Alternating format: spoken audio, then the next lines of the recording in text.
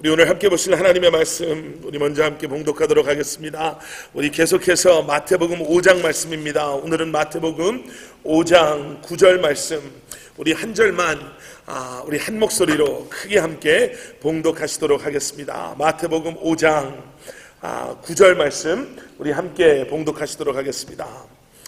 화평하게 하는 자는 복이 있나니 그들이 하나님의 아들이라 일컬음을 받을 것이며. 아멘, 아멘. 화평하게 하는 자는 복이 있나니 그들이 하나님의 아들이라 일컬음을 받을 것이며. 지난 한 주간 많은 그런 뉴스들이 있었습니다. 근데 그 중에 많은 사람들의 입에 오갔던 뉴스 중에 하나가 UN 연설에서 미국의 대통령 도널드 트럼프 대통령이 북한의 김정은이라는 독재자 지도자를 향해 사용했던 그 발언, 그 중에 로켓맨이라는 그 이야기하고요, 또 그 이야기가 나오니까 또 김정은 쪽에서 한 늙은 미치광이, 로켓맨과 늙은 미치광이 마치 초등학생들이 말싸움하는 것 같다라는 그러한 표현부터 이렇게 서로를 자극하는 이야기를 하다가 혹시라도라는 염려 섞인 그런 마음도 그러한 익스체인지라고 하죠. 대화의 익스체인지 속에 우리가 가졌던 마음이 아니었나라고 생각합니다. 그런데 그 두 사람의 말싸움보다요, 좀 더 유명한 말싸움이, 정치하는 분들의 말싸움이 하나 있습니다. 그게 뭐냐면요, 영국의 정치가 윈스턴 처칠이라는 영국의 총리까지 올라갔던 그분이 많은 사람들의 존경을 받았는데요, 그런데 그분이 정말 가졌던 독특한 그런 리더십 때문에, 그리고 보수당과 자유당을 오가는, 보수당에서 시작해서 마음에 안 맞는다고 자유당으로 옮겨갔다가 거기도 마음에 안 맞는다고 해서 다시 보수당으로 돌아가는 과정 속에서 저 사람 배신자다라는 낙인이 찍혀서요, 정말 많은 사람이 윈스턴 처칠을 미워했다고 해요. 근데 그 중에 대표적인 사람이 누구냐면 영국에서 처음으로 여성 의원으로 선출된 레이디 아스톨이라는 여자 의원이 있습니다. 굉장히 서로를 안 좋아했던 것 같아요. 왜냐하면 유명한 그 둘이 나눴던 대화가 있는데, 대화 내용이 이래요. 그 레이디 아스톨이라는 그분이 먼저 윈스턴 처칠에게 이렇게 얘기를 했습니다. 내가 만약에 당신의 아내였다면 나는 당신이 마시는 그 커피잔에 독을 넣었을 겁니다. 무서운 얘기죠. 죽이고 싶다라는 그런 표현이잖아요. 그렇게 얘기를 했더니 윈스턴 처칠이 이 레이디 아스톨 이분을 이렇게 바라보면서요, 한번 싹 웃고 이렇게 받아쳤대요. 그렇습니까? 나는 만약에 내가 당신의 남편이었다면 차라리 그 독이 든 커피를 마시고 죽어버리는 게 마음 편할 것 같습니다 라고 받아쳤대요. 얼마나 서로의 어떠한 그러한 감정이 있었을까? 도대체 무슨 관계, 어떠한 갈등의 관계였기 때문에 이런 대화를 주고받았을까라는 것을 좀 보여주는 그러한 대화 내용이지요. 무엇 때문에 그랬는지 저는 잘 모르겠는데요, 갈등이 있었던 것은 사실인 것 같아요. 여러분, 갈등이라는 것은요, 여러 가지 이유 때문에, 그리고 여러 가지 모습으로 우리의 삶의 많은 부분에 존재합니다. 때로는 그게 어려움일 수도 있고요, 때로는 그게 고민일 수도 있고, 때로는 그게 우리가 가지고 있는 문제나 연약함일 수도 있고요, 때로는 그것이 우리의 그 릴레이션십 안에 다른 이들과의 인간관계 속에 존재하는 갈등일 수 있지만, 이러한 갈등이요, 우리를 얼마나 힘들게 하는지 몰라요. 그런데 더 안타깝고 더 가슴 아픈 것은 무엇이냐면, 오히려 우리가 이런 갈등투성이의 삶에 적응하면서 산다는 거예요. 그러니까 갈등이 있는 게 당연하다, 사람들 사는데 갈등이 있어야지 당연하다라는 그러한 현실이라는 잘 포장되어져 있는 그러한 것 안에서 우리가 어떻게 해서든지 그래도 그러한 갈등 안에서 우리가 경쟁하면서 생존하면서 우리가 살아남아야 된다, 버텨야 된다라는 그러한 마음이 우리 안에 나도 모르는 사이에 이렇게 자리 잡는다라는 거죠. 그러니까 어떻게 보면 오늘 보신 말씀에서 우리가 읽은 그 화평, 하나님의 사람들에게 허락하시는 평안, 평화, 그 화평에 대해서 내가 그러한 화평한, 그러한 평화, 그 평안을 누리는 삶을 내가 어떻게 하면 살 수 있을까라는 그 고민에 하나님 앞에 매달리는 그러한 삶보다는 내가 어떻게 하면 오늘 하루도 살아남을 수 있을까? 어떻게 오늘 하루도 버틸 수 있을까? 제가 언제 새벽 예배 때요, 한번 말씀드린 그런 한국 드라마 미생이라는 드라마가 있거든요. 제가 한국 드라마는 안 보는데 미생이라는 것을 어떻게 보게 됐어요. 근데 그 미생이라는 드라마를 아시는 분은 내용이 고등학교밖에 졸업하지 못한 아주 어렸을 때부터 프로 바둑 기사가 되기 위해서 매해 시험을 칠 때마다 떨어졌던 그러한 젊은 청년이 바둑을 두면서 우연히 만났던 중소기업 사장님의 도움으로 대기업에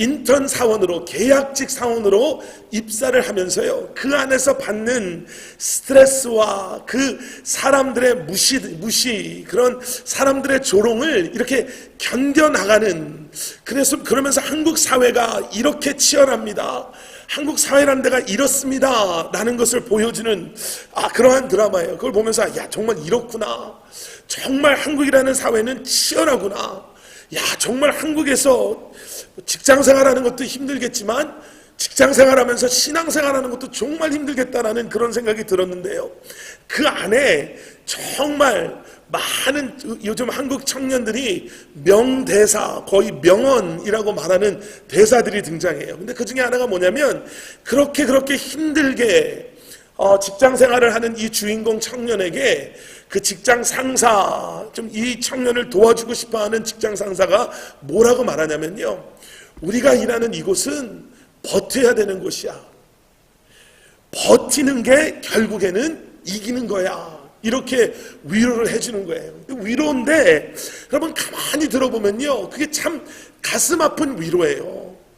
매일매일 살아가는 게 정말 그 순간순간을 내가 엔조이하면서 그 순간순간을 기쁨과 감격으로 살아가는 게 아니라, 이 땅에서 승리하는 비결은 그냥 참고 견디고 버텨내는 것. 근데 우리가 거기에 익숙해지는 삶을 때로는 살아갈 때도 있는 거예요. 신앙생활도 마찬가지일 때가 있습니다.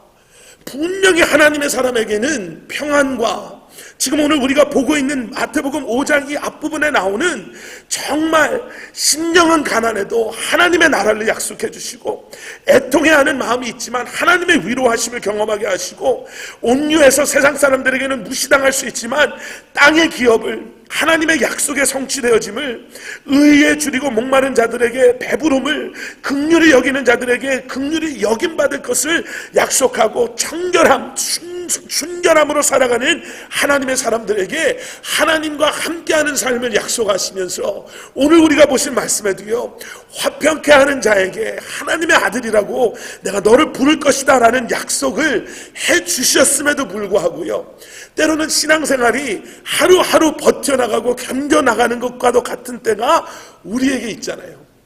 오늘 읽으신 말씀이요, 아마 읽으시면서 이렇게 생각하신 분도 계실 거예요. 앞과 뒤가 바뀌어야지 좀 말이 되는 게 아닌가라는 생각이요. 화평하게 하는 자는 복이 있나니 그들이 하나님의 아들이라 일컬음을 받을 것이요가 아니라, 하나님의 아들 예수님을 구주로 영접한, 이제는 구원받은 그들에게는 하나님이 축복해 주시는데, 그 축복이 뭐냐면 평안을 주실 것입니다. 뭐 좀 이렇게 읽혀져야지 좀 말이 되는 것 같잖아요. 하나님, 내가 하나님의 자녀, 하나님의 아들이 됐는데, 여러분 세상 사람들은 다 힘들어해도 나만큼은 평안이 있어야 되는 건 아닙니까? 폭풍이 와도 다른 건 다 넘어가도 나만큼은 나는 안 넘어가야지. 왜냐면 하나님이 나를 사랑하고 보호하여 주시니까요. 세상 사람들은 다 힘들다 그래도 열심히 신앙생활하는, 이제는 구원받았다라고 하는 우리는 어느 정도의 평안함은 있어야 되는 게 아닙니까? 라는 그러한 관점에서 우리가 신앙생활을 하고 있을 때는 혹시 있지 않은가? 여러분 오늘 보신 말씀은요, 화평한 사람이라고 말하지 않고요, 그것을 뛰어넘는, 이제는 그냥 나 혼자 편안하게 그냥 평화롭게 살아가는 사람, 뭐 그런 것이 아니라 이제는 남들마저도 갈등 가운데 있는 이 세상 사람들에게 예수 그리스도의 평화를 선포하며 그들에게 화평하게 하는 것을 나누어 주는 사람에게는 복이 있습니다. 이렇게 말씀하시는 거예요. 지난주에도 말씀드린 것처럼요, 옛날에는 내가 좀 마음이 불안하고 평화롭지 않았는데 예수님 믿었더니 이제는 업그레이드된 좀 평화로운 마음을 가지고 삽니다라는 업그레이드의 신앙을 이야기하는 것이 아니라 이제는 예수 그리스도로 말미암아 내가 완전히 변화되었음으로 말미암아 이제는 나는 평화롭습니다 에서 멈추는 게 아니라 이제는 내 안에 계시는 예수 그리스도를 내가 내 삶 가운데 이 땅에서 선포하며 나누며 삶으로 말미암아 이제는 화평함, 그 화평의 비밀이 나를 통해서 그 예수님의 그러한 평화가 선포되어지는 삶을 살아가는 것을 하나님께서 우리에게 원하세요. 성경 안에 평화라는 의미의 단어가요, 이런 평화라는 단어가 400회 이상이 등장한다고 합니다. 그런데 그 400회 이상 등장하는 평화라는 단어가 의미하지 않고 있는 것 3가지가 있어요.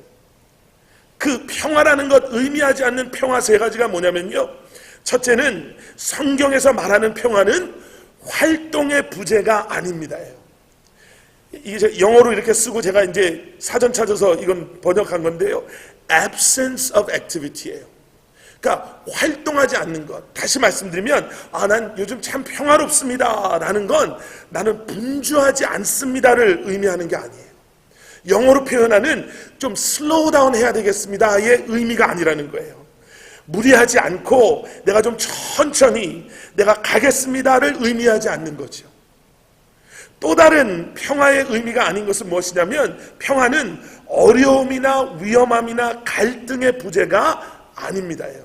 그러니까 absence of conflict가 아니라는 거예요. 난 요즘 참 좋습니다, 예, 평화롭습니다라는 표현은 최소한 성경에 의한 정의에 따르면 요즘에는 내가 참 어려운 일도 없고 고민해야 될 일도 없고 정말 매일매일 살만 납니다, 그게 평화가 아니라는 거예요. 그리고 3번째는 무엇이냐면 평화는 현실을 잊고 사는 것이 아닙니다. 그 현실을 잊고 삽니다가 아니다라는 건 무엇을 의미하냐면요, 무슨 휴가 같은 데 가면서 내가 이번 휴가 기간 동안 일주일 동안 2주일 동안은 내가 일에 관련된 전화도 안 받을 거고 그냥 아무 상관 안 하고 그냥 아주 그냥 아무도 모르는 데 가서 바닷가에 앉아서 그냥 한 일주일 동안 책 읽고 아무 생각 안 하고 그냥 쉬다만 오겠다, 이게 평화가 아니라는 거죠. 이 3개를 잘 생각해 보세요. 그냥 아무런 굴곡이 없는, 아무런 어려움이 없는, 고민이 없는 삶이 아니라 그냥 잊고 있는 상태를 성경은 절대로 평화라고 이야기하잖아요. 그 400번이 넘는 평화에 대한 말씀에 공통적으로 가지고 있는 의미 중에 하나는 뭐냐면 here and now라는 거예요. 지금 우리가 있는 그곳에서 우리에게 허락하시는 평화. 그러면 성경이 말하는 평화의 의미는, 그 평화의 온전한 의미는 무엇입니까? 그러면 우리는 이 평화를 여기서 약속하시는 평화, 화평함, 편안함, 이것을 어떻게 이해해야 됩니까? 여러분, 우리는 때로는 그런 얘기 하잖아요. 요즘 세상은 너무너무 바쁘게 돌아가서 요즘엔 너무너무 고민할 게 많고 너무너무 우리를 힘들게 하는 게 많고 분명히 사실이에요. 그런데 마태복음 5장을 우리가 자꾸 돌아가면서 그 당시의 상황은 어땠을까? 예수님께서 무리들을 향해서, 제자들을 향해서 그래 화평케 하는 자는 복이 있나니 라는 이 말씀을 선포하실 때 과연 그들의 그 당시의 삶은 갈등이 없었을까? 아니요, 그 당시도 굉장히 어려웠었던 것 같아요. 갈등투성이의 삶이었던 것 같아요. 우리가 아는 것처럼 이스라엘은요, 수백 년 동안 외부의 통치 아래 억압받고 핍박받고 어려움을 당하고 때로는 죽임을 당하는 그러한 힘든 삶을 살았어요. 힘든 것뿐만 아니라 로마의 통치, 그 당시 로마의 통치 아래 있으면서 얼마나 로마의 그러한 통치가, 로마의 영향력이 그 유대 사람들의 전통과 종교를 지워버리려고 했는지 몰라요. 그들을 그리스화, 로마화 시키기 위해서 여러분 정치적으로, 문화적으로 얼마나 그러한 유대인들의 삶을 침투해 들어왔는지 몰라요. 그뿐만 아니라 경제적으로도 참 힘들었어요. 아시는 것처럼 정말 때로는 정말 사람들을 정말 짜내는 것처럼 세금을 걷어갔고요. 그 세금뿐만 아니라 그 기회를 또 악용했던 이스라엘의 그러한 세리들이 얼마나 악독하게 그 사람들을 경제적으로 묶어놓고 억압했는지 몰라요. 종교적으로도 이러한 성경 전체를 놓고 봤을 때 예수님의 그때처럼 어떠한 때보다 그런 많은 종파가 존재했던 때도 없었어요. 바리새인들은 바리새인대로, 사두개인들은 사두개인대로, 열심당원들은 열심당원대로, 헤롯당원들은 헤롯당원대로, 에센파는 에센파대로, 서기관은 서기관대로 서로 자기들이 거룩하고 자기들의 방법이 옳다라고 주장하면서 위선과 위법으로 얼마나 많은 사람들을 힘들게 하고 갈등 가운데 살게 했는지 몰라요. 그런데 더 중요한 건 뭐냐면요, 이러한 모든 갈등 속에서 이스라엘의 모든 사람들이 가지고 있었던 하나님께서 약속하신 메시아의 이 땅에 오심에 대한 그 약속의 말씀을 이제는 잘못된 관점으로 보기 시작했던 거죠. 이사야서 9장 6절 이제 오실 예수님에 대한, 메시아에 대한 예언의 말씀 가운데 오실 예수님을 뭐라고 소개하냐면 평강의 왕으로 이 땅에 오실, 평화의 왕으로 이 땅에 오실 예수님이라고 분명히 말씀하고 계시는데, 평화의 왕을 맞을 준비를 한 것이 아니라 그들이 가지고 있는 갈등을 이제는 평화의 왕 대신 예수 그리스도가 그들 가운데 임하심으로 말미암아 이제는 우리의 감정, 열심, 노력으로 할 수 없는 하나됨을 우리 안에 허락하실 것이다 라는 그러한 믿음의 기대를 가지고 있었던 것이 아니라, 왕이나 장군처럼 강력한 힘을 앞세워서 무력으로 이 땅에 오셔서 모든 것을, 그동안 우리를 힘들게 했던, 갈등 가운데 머물러 있게 했던 우리의 적들을, 로마가 됐건 그리스가 됐건 우리를 힘들게 했던 그러한 가난, 어려움, 아픔, 서러움, 두려움을 그러한 주님 앞에 굴복시키심으로 말미암아 우리가 그렇게 원했던 나의 편안함을 이제는 주실 거다라는 그러한 잘못된 생각으로 예수님을 기다렸다는 거죠. 제가 옛날 어렸을 때요, 한국에 있을 때 로버트 태권브이라는 게 저는 그 당시에 만화 중에서는 제일 좋아했던 만화거든요. 기억하시는 분들도 계시고 못하시는 분들도 계실 텐데요. 로버트 태권브이가 어디 살았냐면 한국 여의도 국회의사당 밑에 살았었어요. 그래서 사람들이 도와주세요 그러면은 국회의사당 위에 둥그란 지붕이 이렇게 딱 열리면서 그 주제 음악 딴따란딴딴딴딴딴딴 하면서 그 여의도 국회의사당에서 쫙 나오는 거예요. 그리고 나서 도움을 요청한 사람들에게 쫙 날아가서 어깨에 팔이 나가고 막 이러면서 그들을 힘들게 했던, 그게 외계인이건 그 사람들이 적들이건 나쁜 사람들이건 무엇이든지 간에 딱 멋있게 물리쳐주고 다시 어디로 가냐면 여의도 국회의사당으로 가는 거예요. 다음에 부를 때까지 또 그 안에 딱 들어가서 그 안에서 기다리는 거예요. 이스라엘 사람들이요, 예수님을 딱 그렇게 생각했어요. 내가 힘들면 하나님 어디 계세요? 예수님 어디 계세요? 내 기도 응답해 주세요. 우리를 구원해 주세요. 우리를 치유해 주세요. 그러한 고백에는 인색하지 않았어요. 그런데 정말 마치 로버트 태권브이가 딱 적을 딱 물리치고 나면 활짝 웃으면서 손을 흔들면서 여의도 국회의사당 속에 딱 들어가는 로버트 태권브이를 배웅하는 것처럼 딱 우리의 어려움이 끝나면, 우리의 갈등이 없어지면 우리도 언제 그랬냐는 듯이 우리 생각대로, 우리가 살던 대로, 우리가 살고 싶은 대로 이스라엘 사람들이요 얼마나 그렇게 잘 살았는지 몰라요.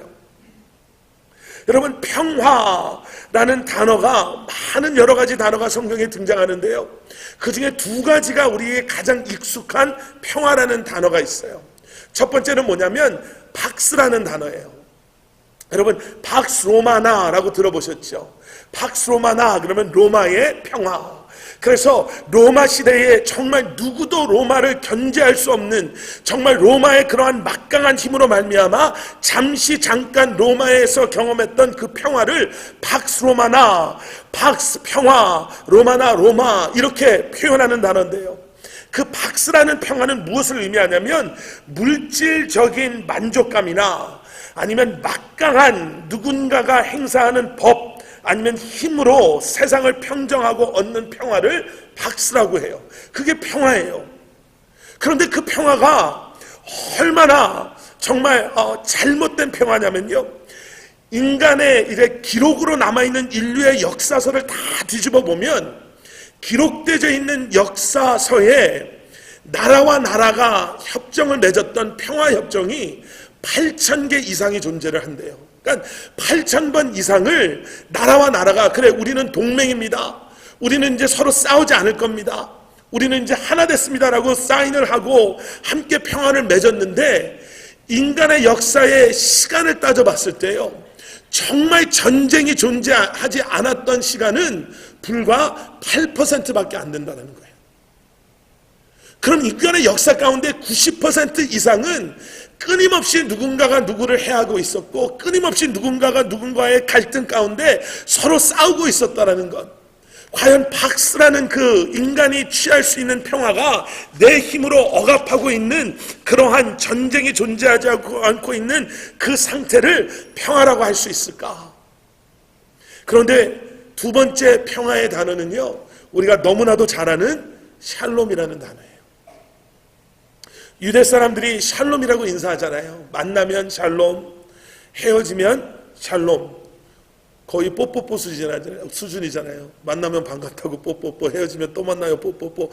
샬롬인데 그 샬롬이요, 안녕히 가세요의 의미를 뛰어넘는 단어라는 걸 아시잖아요. 샬롬의 단어의 의미는 뭐냐면 그냥 잘 있었습니까? 별일 없으십니까? 편안하십니까가 아니라, 샬롬이라는 단어가 가지고 있는 의미는 state of harmony예요. 하나 되어 있는 상태. 근데 더 깊이 들어가 보면 그 하나 되어 있는 상태는 무엇을 의미하냐면 우리와 하나님과의 하나 되어져 있는 상태를 샬롬 그러는 거예요. 그럼 샬롬이라고 물어보면 아침에 샬롬 했으니까 굿모닝입니까가 아니라, 서로 만나서 샬롬이라고 인사하고 헤어질 때 샬롬이라고 인사하는 그 의미는 하나님 안에서 평안하십니까예요. 하나님과 함께하고 계십니까? 하나님의 평안이, 그 평화가 지금 당신의 삶 가운데 경험되어지고 있습니까? 그 샬롬을 가능하게 하는 게요, 예수 그리스도로 말미암아 구원받은 우리가, 회복을 경험한 우리가, 용서함을 받은 우리가, 은혜를 경험하고 있는 우리가 이제는 하나님과 하나 되었음을 고백하는 것. 평화는 우리의 노력으로 가지고 오는 게 아니라요, 평화는 인간이 사인하는 그런 협정으로 말미암아 존재하는 그러한 상태를 말하는 것이 아니라, 그 평화는 우리를 구원하시고 회복하시고 용서하시고 은혜로 하나 되게, 하나님과 하나 되게 하신 예수 그리스도의 그 사랑이 이제는 우리 안에 우리를 하나 되게 하는 은혜로 역사하고 계심을 우리가 서로 고백하며 기억하는 그러한 인사, 그러한 평화라는 거죠. 그래서요, 로마의 식민 백성으로 있었던 이스라엘 사람들이 건강할 때나 건강하지 않을 때나, 내가 지금 잘 살고 있을 때나 힘들게 살 수 있을 때나, 심지어는 지금 감옥 안에서 감옥 밖에 있는 형제 자매들에게 편지를 쓰는 사도 바울의 그 첫 인사 속에서도요, 사도 바울의 13개의 서신의 그 첫 인사에는 항상 샬롬이 등장하잖아요. 감옥 안에 있는 그 순간에도 나는 샬롬이라고 고백할 수 있는 것입니다. 스피노자라는 사람이요, 그렇게 얘기했다고 합니다. 평화란 것은 싸움이 없는 것이 아니라 영혼에서 솟는 기쁨을 말하는 것입니다. 그러면 그 영혼에서 솟는 기쁨이 무엇인가? 오늘 보신 말씀 뒤에요, 그들이 하나님의 아들이라 일컬음을 받을 것이다 라는 말씀이 나와요.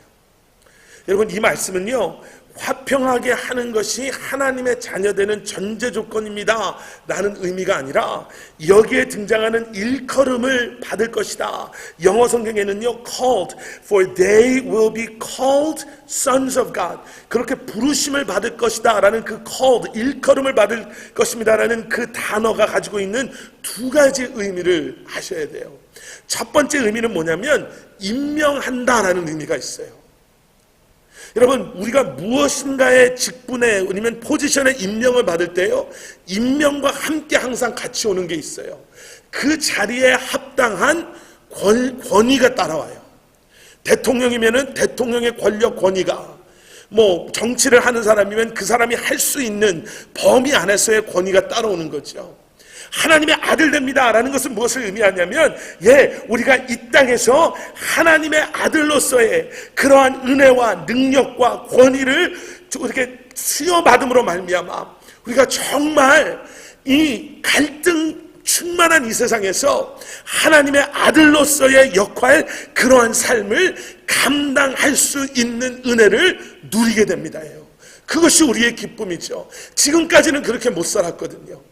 두 번째 의미는 뭐냐면 owned, 소유하다라는 의미가 있어요. 하나님의 아들로 일컬음을 받을 것입니다 라는 것은 무엇이냐면, 이제는 아들된 우리를 하나님께서 소유하는 책임으로 우리를 보호하시고 인도하실 것입니다. 내 삶의 주인 되시고 나를 소유하시는 하나님께서 어떤 어려움으로부터 나를 보호하실 것이고, 누구도 나를 흔들지 못하게 할 것이고, 어떤 어려움 속에서 나의 고백과 나의 기도를 주님이 듣고 응답하여 주실 것입니다. 이것이 우리의 진정한 기쁨 되시는 은혜를 사랑하는 성도님들 한 분 한 분이 누리시기를 주님의 이름으로 축원합니다. 메시지를 이렇게 한번 마무리했으면 좋겠습니다.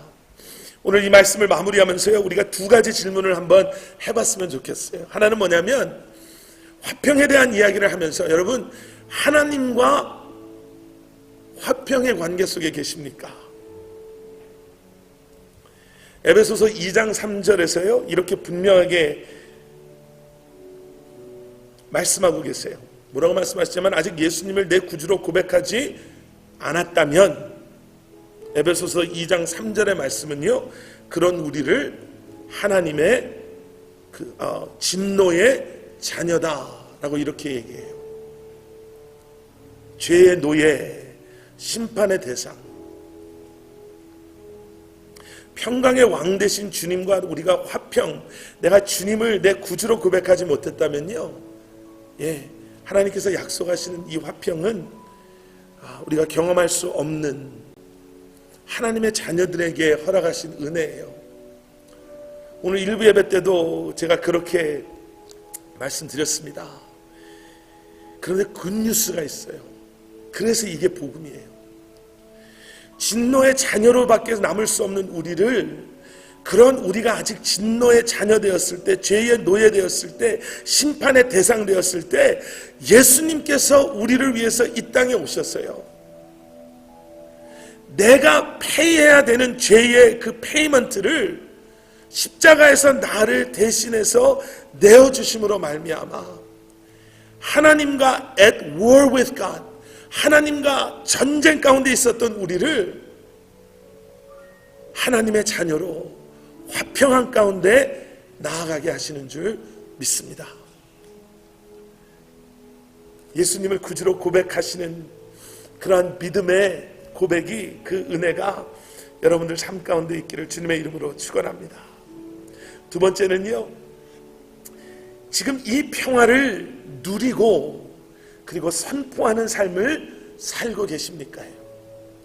에베소서 6장 15절에는요, 우리가 너무나도 잘 아는 전신갑주에 대한 이야기 가운데 우리가 신어야 되는 신발에 대한 이야기가 나오면서요, 뭐라고 나오냐면 평안의 복음, 평화의 복음에 준비한 것으로 신을 신고 라고 나와요.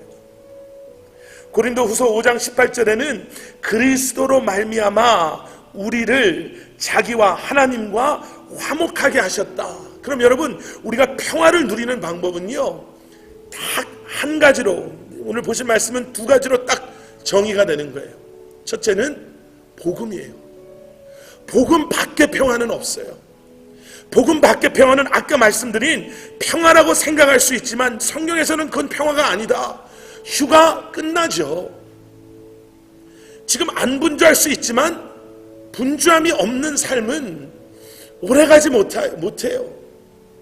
갈등이 없는 삶이 없습니다라고 말씀드린 것처럼요. 근데 내가 복음 안에 들어가고 보니, 내가 복음에 집중하다 보니 그 복음이 내게 주는, 세상에 줄 수 없는 그 평안함, 평안의 복음이 내게 주는 마음의 은혜가 있어요. 내가 평화를 누리는 건요, 내가 예수님께 집중할 때예요. 예수님을 통해서 이제는 하나님과 화목하게 하신 그 평안이 우리 안에, 우리가 어떠한 상황 속에 있다 하더라도 그 안에 우리를 주님 안에 거함으로 말미암아 진정한 평안과, 이제는 더 나아가서 이제는 그 평화를, 예수 그리스도의 평화를 이 땅에 선포하는 삶을 살게 하실 줄 믿습니다.